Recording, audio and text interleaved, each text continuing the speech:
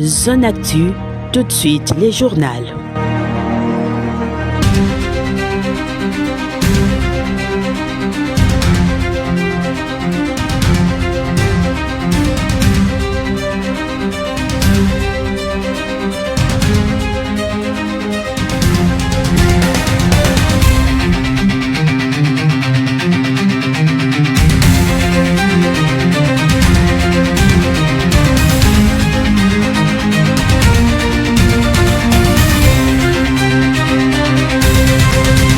Au sommaire de cette édition d'information, le chef de l'État, Félix-Antoine Tshisekedi, est arrivé en début d'après-midi à Kananga. Sur place, le président de la République va procéder à l'inauguration de quelques infrastructures d'intérêt général, parmi lesquelles le nouveau quartier de l'université de Kananga. Une circulation timide a été constatée ce lundi dans la ville-province de Kinshasa. Plusieurs véhicules n'ont pas été en service, fiant le début des contrôles des différents documents de transport. Suite à cela, beaucoup de Kinois n'ont pas fait les déplacements dans leur lieu de travail. Un incendie s'est déclaré dans une station d'essence au quartier 3 Massina. Plusieurs dégâts ont été signalés, à savoir au moins 5 maisons environnantes ont été touchées par la flamme. Mesdames et messieurs, bienvenue dans ce journal. Le président de la République, Félix-Antoine Tshisekedi, est arrivé ce lundi à Kananga en début d'après-midi. Une forte délégation gouvernementale et des notabilités de cette province ainsi que la population avaient réservé un accueil très chaleureux au chef de l'État. Sur place, dans la capitale du Kasaï central, le chef de l'État va procéder à l'inauguration d'une série d'infrastructures d'intérêt général.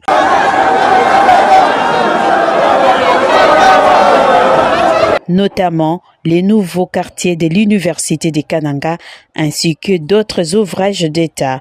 Sauf imprévu, le président Félix-Antoine Tshisekedi va aussi visiter des tronçons routiers en chantier qui visent le désenclavement et le développement à la base. Rappelons que la dernière visite du chef de l'État, Félix-Antoine Tshisekedi, dans cette province remonte il y a 1 an dans les Grands Kasaï.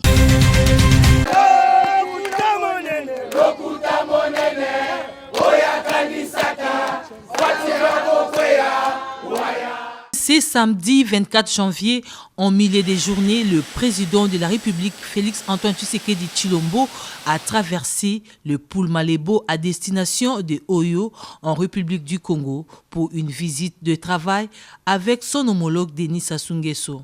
À l'aéroport international d'Olombo, le chef de l'État a été accueilli par son hôte, initiateur de cette visite éclair. Comme à chacune de leurs rencontres, l'ambiance était très conviviale entre les deux chefs d'État dont le pays reste très lié par la culture, la géographie et l'histoire. Au palais présidentiel de Oyo, les deux dirigeants ont eu un entretien très fructueux sur plusieurs sujets d'intérêt commun. Ils ont discuté du renforcement de liens de bon voisinage et de coopération compte tenu des atouts et du potentiel des deux pays. Les deux dirigeants ont également évoqué l'évolution de la situation sécuritaire dans la région et ses défis croissants, notamment les efforts visant l'instauration de la paix à l'est de la RDC. À l'issue de cette rencontre, le président Félix Tshisekedi a exprimé sa solidarité à son hôte pendant les joutes électorales qui se profilent. Je suis venu lui présenter mes vœux, nous sommes encore en début d'année, et lui manifester mon soutien parce que vous savez qu'il va entrer dans une bataille âpre dans quelques semaines. Donc il fallait lui manifester ma solidarité, mon soutien, mes vœux les meilleurs pour les combats qui l'attendent. Et bien évidemment, nous sommes chefs d'État tous les deux. C'est un aîné de la région, un chef d'État qui est très influent dans la région. Il était donc normal que je vienne le briefer sur le développement des événements en République démocratique du Congo. À l'Est, il y a la guerre, une guerre injuste et barbare qui nous est imposée. Il y a des processus de paix qui ont été engagés et pour lesquels d'ailleurs les protagonistes se sont aussi engagés, mais qui ne sont pas respectés par certains. Donc ça, je vous laisse constater les choses. Ce n'est pas à moi de dire ce qu'il y a lieu de faire ou pas. Mais le constat est là, il y a des gens qui se sont engagés, notamment à Washington, et qui ne l'ont pas respecté. Mais bon, nous sommes préparés à toute éventualité. Le président Tshisekedi et Sassou Nguesso se sont engagés à mener sans cesse des consultations régulières servant les intérêts et les aspirations des deux peuples. Dans la soirée, le président Tshisekedi a repris son avion pour Kinshasa.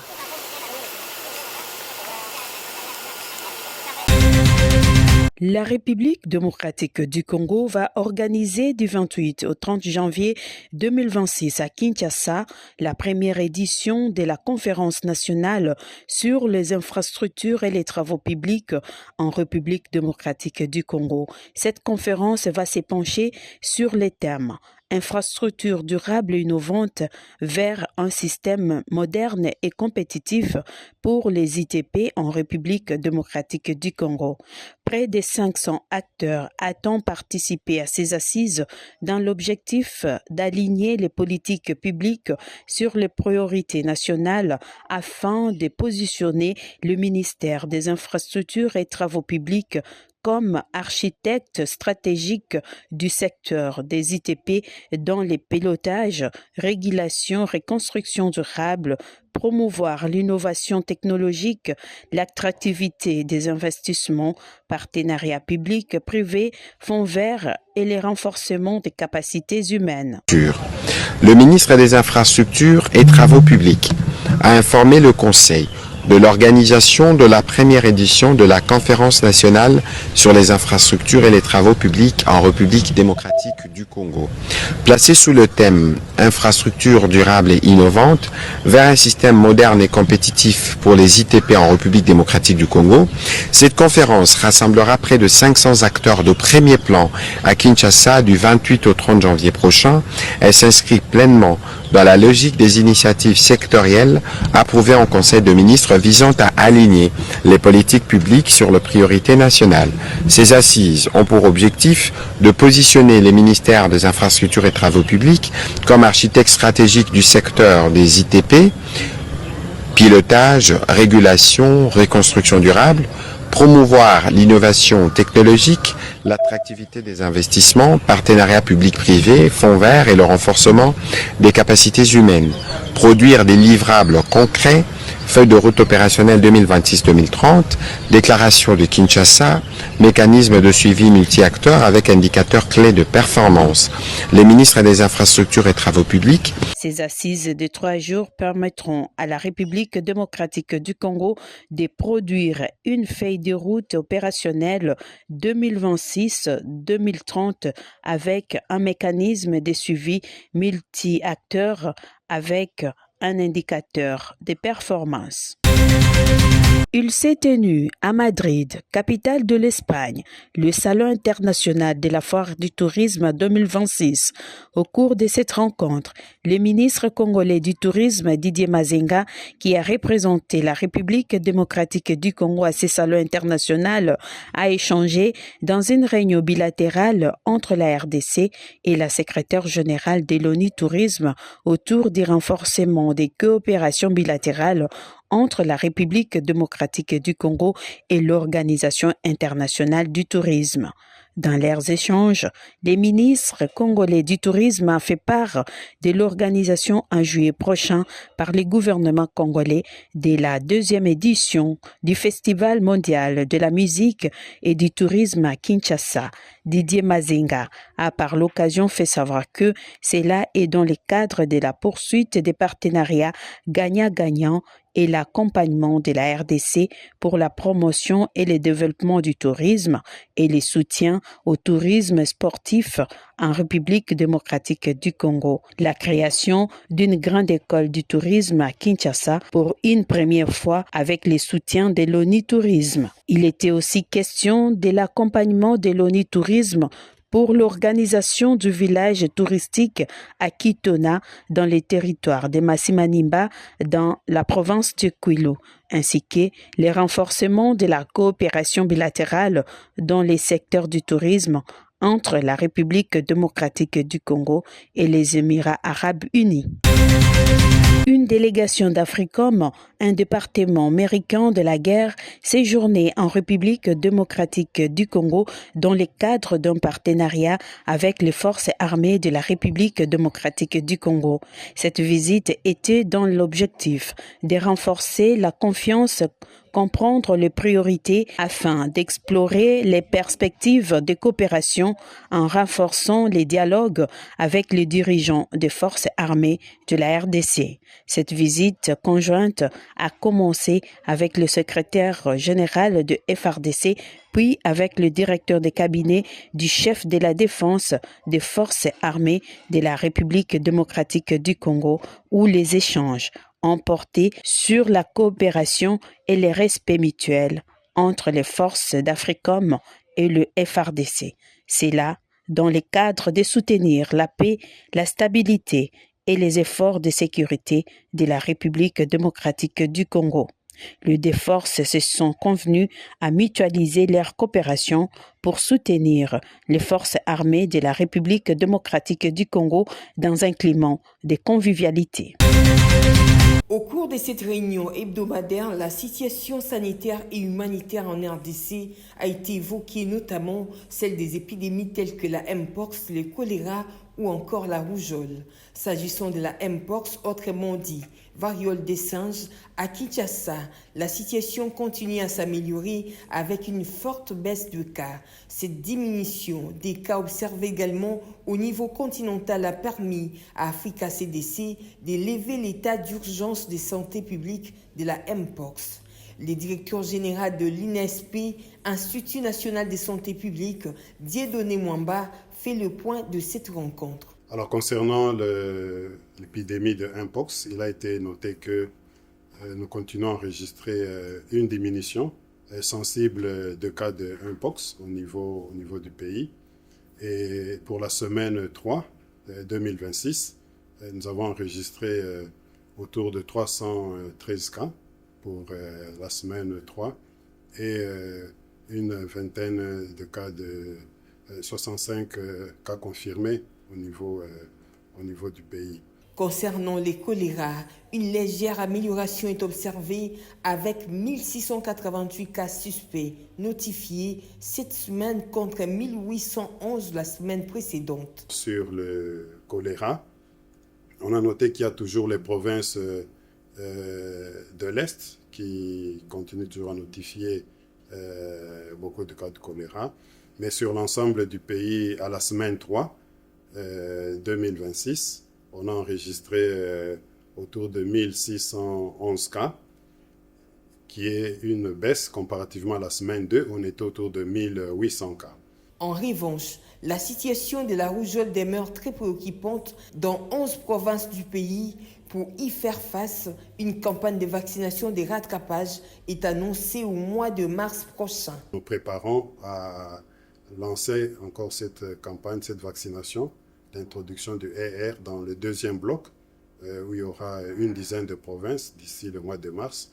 Mais nous devons nous rassurer, déjà tirer les leçons de cette campagne menée au niveau du premier bloc pour réajuster le tir et pouvoir mener une campagne de qualité pour le deuxième bloc qui va intervenir d'ici le mois de mars. À cet effet, les autorités sanitaires appellent la population à respecter les mesures de prévention, à faire vacciner les enfants et consulter rapidement les structures de santé en cas de symptômes, tout en réitérant leur engagement de renforcer la surveillance sanitaire sur l'ensemble du territoire national.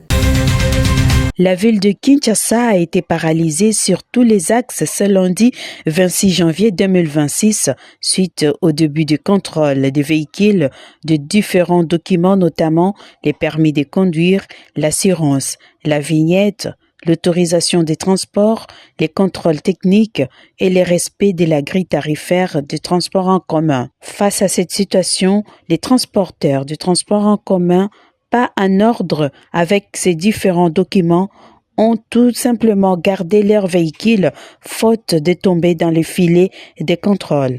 Conséquence, beaucoup de Kinois n'ont pas fait les déplacements au lieu du travail. Beaucoup d'élèves ont été absents à l'école et d'autres n'ont pas pu vaquer à leurs occupations malgré l'insuffisance des transports de l'État, à savoir les Transco et les Transacadémies. La circulation n'est pas comme d'habitude. Pourquoi? Parce que les chauffeurs n'ont pas pu régulariser ce qui a été demandé par le gouvernement.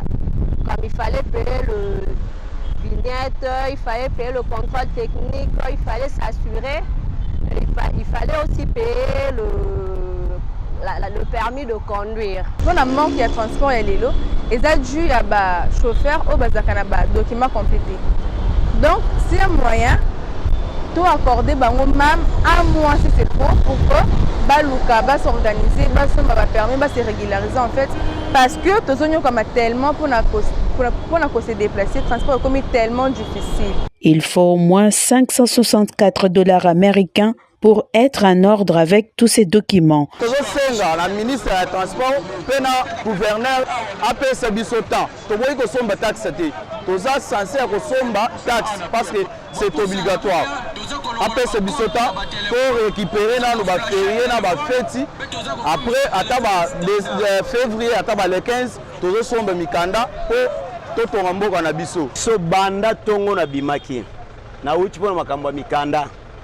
Donc na zui ata mukanda mote kende zonga boy et puis basengi biso 5 documents tala lokola nde na bona za na permis na ngai mais sengi susu to pesa contrôle technique vignette assurance to boite de nyoso wana to kei pona kuluka lokola iloko lokola vignette to ke kuna hote siko tozo sala te oto zelana no réunion ezali tala banda tungo tisiko nde nazo ingana bima permis de conduire batiamo cher oyo ya biso ya bapoids léger montant nango ezoyebana te na nasomi permis vendredi ake na $100 mais nabaki sur $25 likolo ya $100 wana. À part ça il faut kopesa bambongo chaque étape mboka etambola bongo permis faut ezala prix nango fixe. À savoir la vignette à $70 américains, le permis de conduire à $120 américains, les contrôles techniques à $80 et l'assurance à $294 américains. Remettre en garde à tout le monde soit qu'on s'inscrit en fond dans cette démarche. Pour reconsidérer l'acte comme étant une rébellion. Parce que nous peut continuer à faire respecter. Babylon va nier organisation ça et rester en impunité. Parce que dans le Bunda pour que ville comme ordonné, il faut s'inscrire pour la décision qu'on continue dans notre communauté.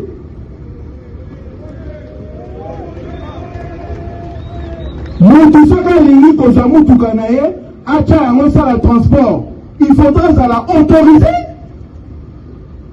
Comment tu sais quand il fait que pas mon tout à l'autorisation ça la métier dans le transport dans balabala, il faut ça la monter à lingi. Et ça Mabeko. Et on a monté grille tarifaire. Tu même un tarif parce que tu as de quand même encore peu comme à la force à loi. Nous avons comme à na volonté na yemoko. On a monté pas mal de les hommes menacés. On a dit que match transport. Pas mal dans un arrêt on a match transport. Donc pour la monnaie que ça normalement faut que ça la bongo. Mais non. Trop c'est trop. Nous tous nous sommes impactés négativement avec le désordre qui se fait dans les routes. Dans nos routes. Nous tout le monde est ignorant dans la route. Embouteillage, désordre caractérisé, insécurité routière, les accidents, désordre. Nous en sommes tous conscients.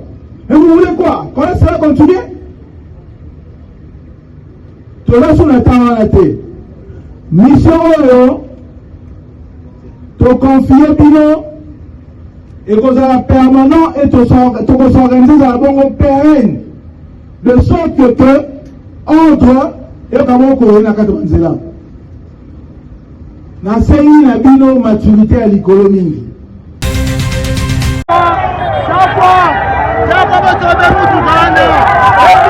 Un incendie s'est déclaré en fin d'après-midi à la station-service ML au quartier 3 dans la commune de Massina, provoquant une panique générale dans les quartiers. Le bilan provisoire fait état d'une station-service ML totalement en flammes. Plus de 5 maisons touchées par le feu, une épaisse fumée noire visible à plusieurs kilomètres, une forte mobilisation des habitants sur les lieux de l'incendie et aucun bilan humain n'a été enregistré au moment de l'incendie. Sur place, les témoins parlent des explosions successives, de flammes intenses et une foule tenta de s'éloigner du périmètre à risque. Les autorités ont promis de revenir en cas de décès ou de brûlure.